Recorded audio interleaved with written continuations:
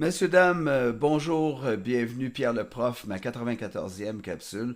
Aujourd'hui, c'est juste pour partager une nouvelle de dernière heure ici dans mon patelin, qui est plutôt bouleversante et puis qui va peut-être rejoindre certains d'entre vous.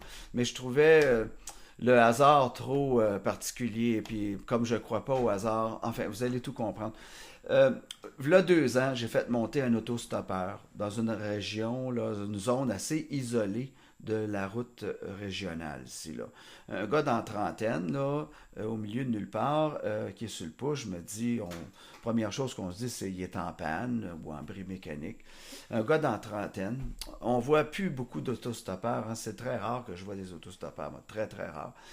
Alors, je l'ai fait monter. Et puis, il m'a confirmé que oui, il y avait un trouble mécanique, mais dans son cas, c'est parce qu'il n'y avait pas l'argent pour payer la pièce dont il avait besoin pour effectuer la réparation. Sur sa minoune, comme il l'appelait. Hein? Alors, sa minoune, parce qu'il n'y avait pas l'argent de s'acheter un meilleur véhicule, puis c'était souvent brisé. Puis là, de fil en aiguille, il m'en disait plus. Il aimait se raconter, il était très généreux de sa personne. Moi, j'étais intéressé à l'écouter aussi, alors ça nuisait pas. Et puis, il se racontait bien, il se révélait. Avec une grande humilité, il montrait sa vulnérabilité aussi. Il disait qu'il avait des problèmes financiers, qu'il était divorcé depuis 2 ans, qui était, quand il avait fini de payer la pension alimentaire, il lui restait plus rien, qui allait chercher ses deux jeunes ados, 2 fois par mois, là, 2 fins de semaine par mois, et que parfois il devait leur dire qu'il y avait juste des pâtes blanches à leur donner à manger pendant la fin de semaine, tu sais. Alors, c'est sûr que ça m'a touché tout ça. Et puis, j'y ai passé tellement souvent à ce Hugo-là. Euh, je me souviens qu'il m'avait dit qu'il avait choisi de venir en région parce que suite à son divorce, tu sais, il se sentait obligé de refaire sa vie. Puis, tant qu'à être fauché, puis à plus rien, qu'il lui reste plus rien, qui il s'entourait de choses qui le rendent heureux. Et lui, c'est dans la nature qu'il était heureux. Alors, c'est pour ça qu'il s'était éloigné en région ici. Ce qui n'était pas nécessairement commode ou pratique là, pour le reste du monde. Là. Mais lui, il s'est dit, c'est là, il s'est trouvé une petite roulotte là, sur le bord d'un lac, là, un endroit tout à fait féerique. Et puis, il m'avait tout raconté ça. Puis, j'ai pensé à lui souvent parce que je lui souhaitais le meilleur. Il était souvent dans mes pensées. J'avais même un peu regretté. Tu sais, je me souvenais pas si je lui avais laissé mon nom, mon téléphone, mais je savais qu'il était vulnérable. Je savais qu'il était dans une période particulièrement vulnérable de sa vie aussi. Tu sais, mais j'ai peut-être pas senti le besoin d'aller plus loin ce fois-là. Et voici, l'histoire se poursuit. Là, on tombe à hier soir. J'ai un ami qui passe ici, qui connexe un peu avec les services d'urgence, qui m'apprend qu'il vient juste d'aller chercher une personne décédée dans une roulotte du coin. Et puis, j'ai tout de suite demandé est-ce que c'est un gars de la place ou on m'a dit non, c'est un type qui vivait ici seulement depuis quelques années. J'ai dit est-ce qu'il y avait 2 adolescents par hasard un gars, une fille, à peu près tels âges. On m'a confirmé ça. Et puis, il s'agissait bien de mon autostoppeur. OK?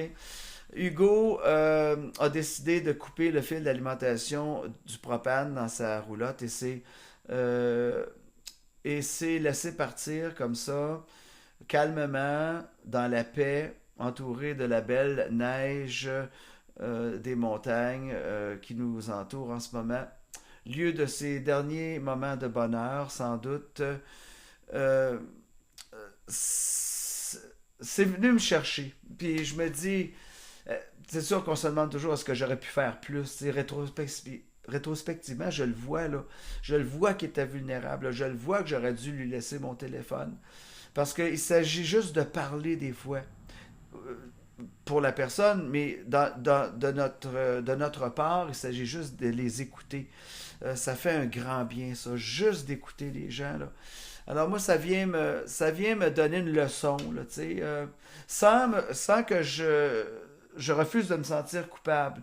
Mais je vais profiter des leçons que la vie m'apporte, par exemple. Puis en même temps, la vie m'apporte la leçon suivante, c'est que on a le choix de s'enlever la vie à différents moments, dépendamment des épreuves que nous traversons. Mais on a le choix aussi de se donner la vie. OK?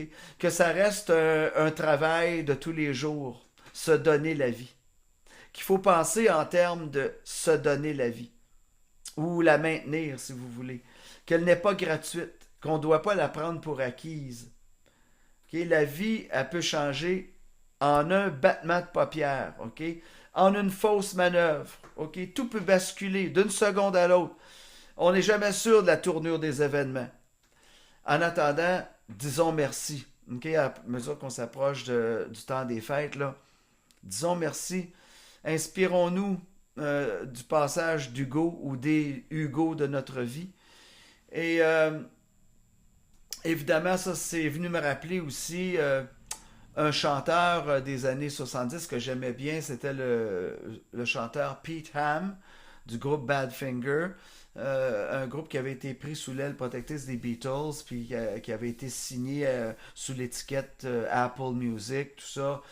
George Harrison avait joué de la guitare avec Pete Ham aussi. Puis je vous garantis que si vous ne vous souvenez pas du nom du groupe, vous allez vous souvenir des mélodies. Vous n'oublierez jamais les mélodies des chansons de Badfinger.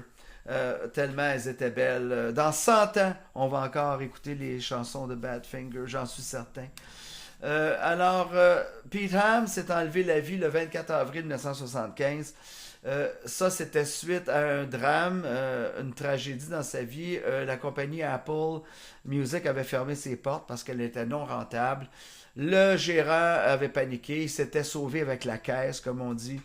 Alors, Pete Ham s'est retrouvé avec son groupe du jour au lendemain, sans étiquette de disque, sans gérant, sans argent et sans contrat. Alors, ce qui a assez sabré la carrière du groupe. Et puis, il s'en est jamais remis. Donc, je vous laisse avec ce très beau texte qui est un mélange d'espoir et de désespoir, qui est très de circonstance avec le sujet d'aujourd'hui. Et est un peu annonciateur aussi du sort qu'attendait Pete Ham. Mais il y a beaucoup d'espoir dans la chanson aussi. C'est pour ça que je vous la partage. Bonne écoute et puis on se reparle très bientôt. Au revoir.